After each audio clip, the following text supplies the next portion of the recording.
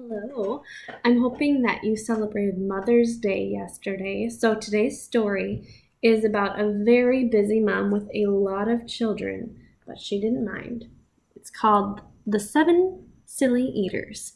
This is written by Mary Ann Haberman, and the pictures are by Marla Frazee. She had a lot of kids. Oopsies. The Seven Silly Eaters.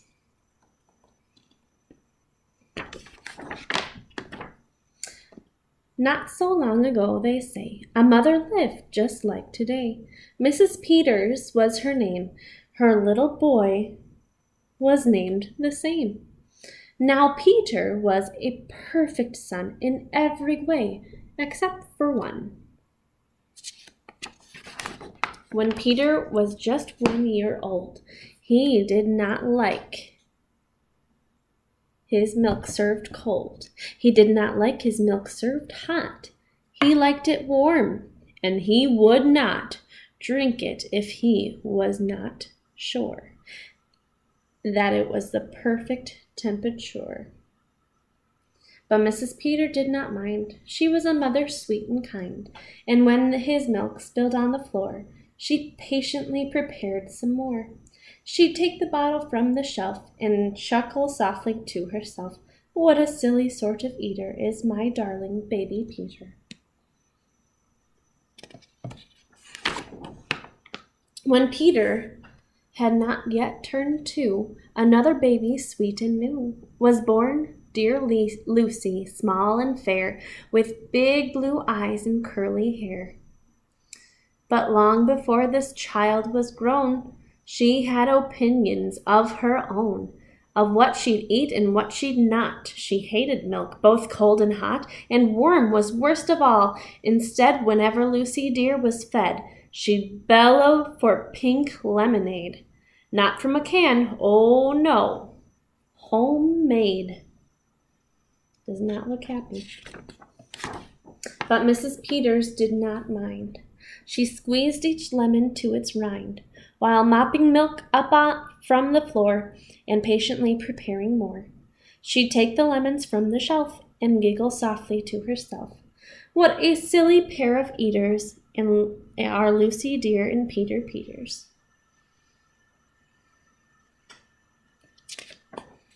Now Lucy grew and Peter grew till he was 3 and she was 2. And who was 1? Why, little Jack, with eyes so brown and hair so black, a happy baby, never cross. But all he'd eat was apple sauce. Peeling apples by the pound, Mrs. Peters faintly frowned. She'd take the apples from the shelf and murmur weakly to herself, "What a silly bunch of eaters are Lucy, Jack, and Peter Peters." Dad is planting a tree. Must be an apple tree. Peter, Lucy, and young Jack had another brother named Mac. Mac was charming, round, and plump, but if his oatmeal had a lump, Mac would dump it on the cat. Mrs. Peters hated that. But since she loved her children 4, she'd strain the oatmeal 2 times more. She'd take it from the pantry shelf and mumble sadly to herself, "What a foolish group of eaters are all my precious little Peters."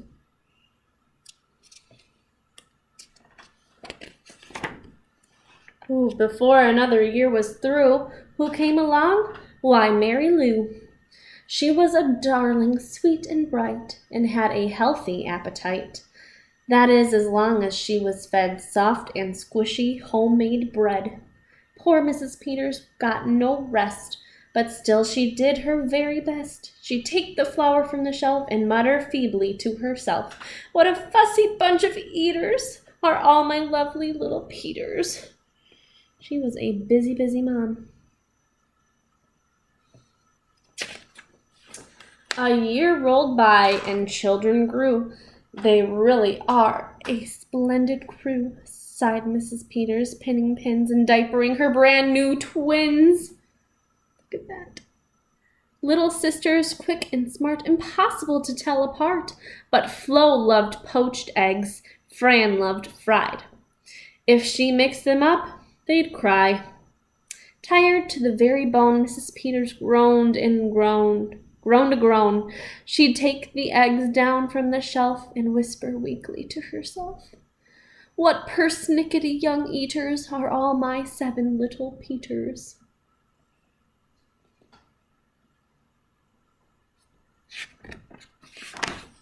Now time went by as time will do, and as it passed, the children grew. The problem was that as they grew, their appetites kept growing too, but not their choice of what to eat. Each child continued to repeat. They wanted what they'd had before. The trouble was, they wanted more.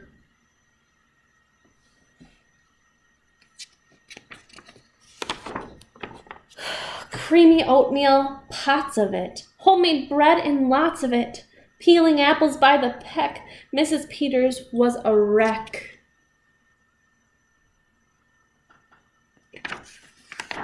She wiped her brow and heaved a sigh. Another year was passing by.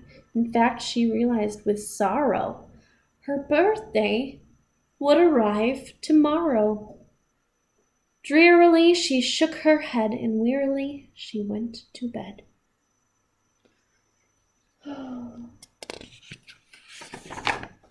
She thought the children had forgot her special day, but they had not. At the crack of dawn, they all began to carry out their secret plan. Mrs. Peters would be fed a birthday breakfast in her bed, a breakfast made of all of the foods that kept them in such happy moods. So while their weary mother slept, down the stairs the children crept, and from the cupboards and the shelves happily they helped themselves.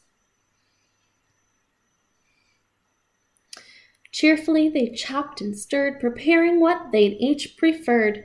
But despite the pains they took, since nobody knew how to cook, to measure things or to make them hot, the more they tried, the worse it got. First, Mac's oatmeal turned out lumpy, which made poor Mac turn grim and grumpy.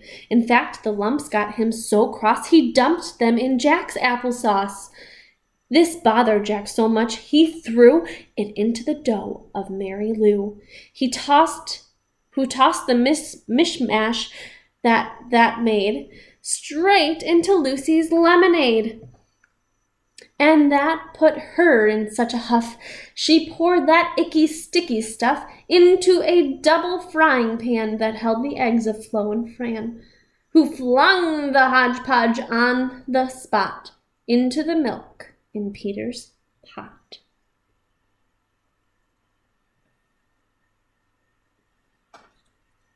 What a mess.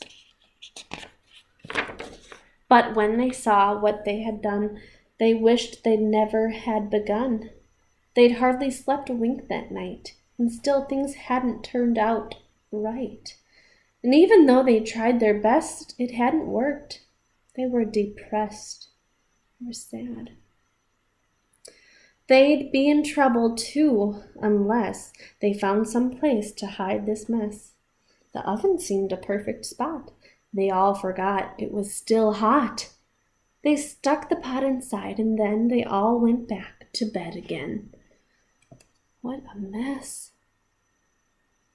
That can be dangerous if they put something in a warm oven. The clock struck 6, but on they slept. Meanwhile, their mother softly stepped down to the kitchen, smelled a smell. What could it be? She could not tell. It smelled so good. She sniffed some more and opened up the oven door. She woke the children with her cries. They all came running in surprise, and in the kitchen What they found was Mrs. Peters dancing around. And in the oven, no mistake, a pink and plump and perfect cake. And as their mother danced with glee, she cried, "A birthday cake for me? A birthday cake still piping hot? To think I thought that you forgot. Now tell me, please, how did you make the pink and plump and perfect cake? So high and light, as smooth as silk?" "It's smooth as silk from all my milk," said Peter. "Lucy said it's pink from all my lemonade, I think. And from my apples," added Jack. "My oatmeal made it soft," said Mac. "My bread, too," said Mary Lou. Said Fran and Flo. As for its size, it was our eggs that made it rise. Then everybody sniffed some more and danced around the kitchen floor. They put the cake upon a dish and lit the candles. "Make a wish. The children cried, 'Before you blow.'"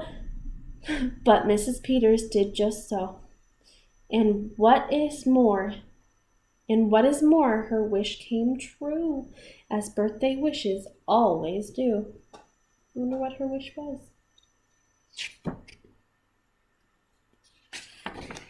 And from that day to this, it is said, the Peters family all is fed a single simple meal, just one, a meal that's good for everyone, a meal on which they all agree, made from their secret recipe.